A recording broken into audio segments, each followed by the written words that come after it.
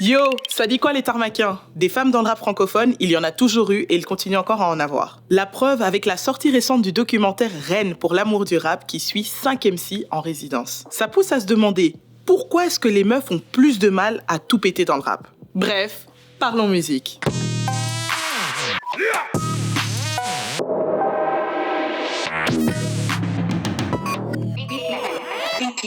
Revenons à la base des MC féminines à New York avec Roxane Shante. À seulement 14 ans, elle devient la pionnière des rappeuses avec son tube Roxane Revenge.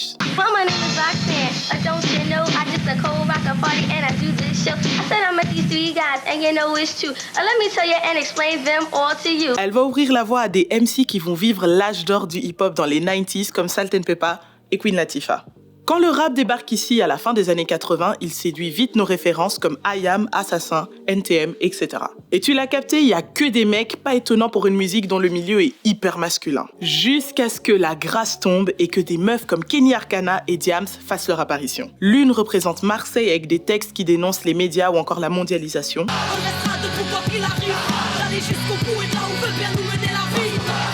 L'autre représente Paris et son album Dans ma bulle sera l'album le plus vendu en France en 2006. Avec 750 000 exemplaires vendus, il reçoit la certification de diamant en 2007. Elle y parle de racisme, d'inégalité sociale, mais aussi de déception ou d'espoir d'amour dans Confession nocturne ou encore Jeune demoiselle. Jeune demoiselle recherche un mec mortel, un mec qui pourra me donner des ailes. Encore aujourd'hui, elle est souvent citée comme une référence et un exemple de réussite. Après son succès, ce sera le désert. Alors qu'aux States, Nicki Minaj redonne un second souffle aux MC féminines. Ici, il faudra attendre 2011 avec l'arrivée de Shai pour voir apparaître un nouveau nom féminin.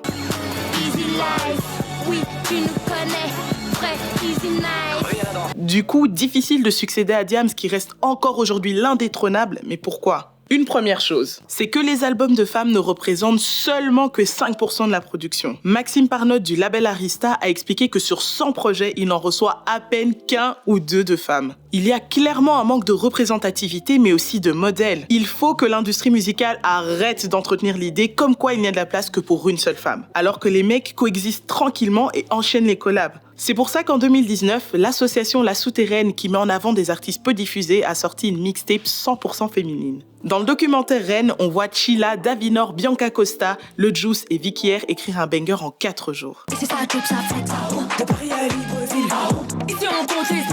La mission est réussie et c'est un message plus que positif pour les femmes du rap. Deuxième chose. Je pense aussi que ça irait mieux si on arrêtait de caser les femmes qui rappent dans le genre rap féminin. D'abord, on ne parle pas de rap masculin, donc le rap féminin, ça n'existe pas. Le problème, c'est que ça les enferme dans leurs conditions de femmes, donc elles sont encore plus susceptibles de se manger des commentaires sexistes. Cela suppose qu'elles ne doivent parler que de sujets considérés comme féminins par la société et donc ça peut bloquer leur créativité et leur liberté d'expression. Puis il y a aussi les cosignes qui est un troisième élément problématique. C'est quand un rappeur connu valide une artiste qui est sa protégée, genre sa petite, pour qu'elle ait plus de force auprès du public. Mais paradoxalement, sans ça, ces artistes auraient peut-être plus de mal à se faire remarquer. Il y a quand même du paternalisme derrière tout ça et ça ne date pas d'aujourd'hui. B.I.G. l'a fait avec Lil Kim. Jay-Z l'a fait avec Foxy Brown et Booba avec Shai. Mais bon, depuis TikTok et consorts, il y a moyen de briller sans avoir besoin d'être accompagné d'un mec. Cardi B était d'abord une personnalité Insta, avant de devenir une sensation rap et elle l'a fait seule. Aux States, c'est encore un autre délire, puisque même quand la relève occupe du terrain, certaines ne reçoivent que des critiques sur leur image, parfois hypersexualisée. C'est un modèle qui n'a jamais fait l'unanimité ici, mais j'en parlerai sûrement dans un autre BPM. Anyways, un gros big up aux femmes importantes du rap, qu'elles soient underground, devant ou derrière le feu des projecteurs. Bref, la femme prend de plus en plus de place dans le paysage très masculin du rap. On le voit dans la série Validé où Inès incarne un poste important dans une maison de disques. Puis il y a aussi l'arrivée de Laetitia Kerfa comme personnage principal de la saison 2. À travers elle, on voit comment une femme peut s'imposer dans le game, comment elle fait face aux remarques sexistes qui questionnent sa place dans le rap et comment on lui impose des instrus dansantes clichés. L'album Antidote de Shai a décroché le roro.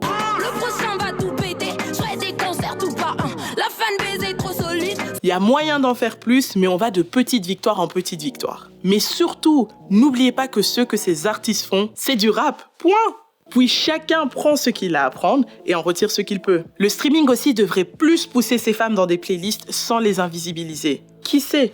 Peut-être que très prochainement, les labels vont prendre conscience de ça et vont offrir plus d'opportunités. Alors dis-moi en commentaire qui sont tes meilleurs MC et pourquoi. Tag-les en pagaille. C'est tout pour moi. On se retrouve dans un prochain épisode. D'ici là, prends soin de toi et bien sûr, vive la musicologie.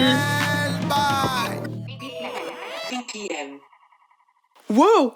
T'as kiffé ce BPM? Tu veux en voir plus? Abonne-toi à la chaîne Tarmac.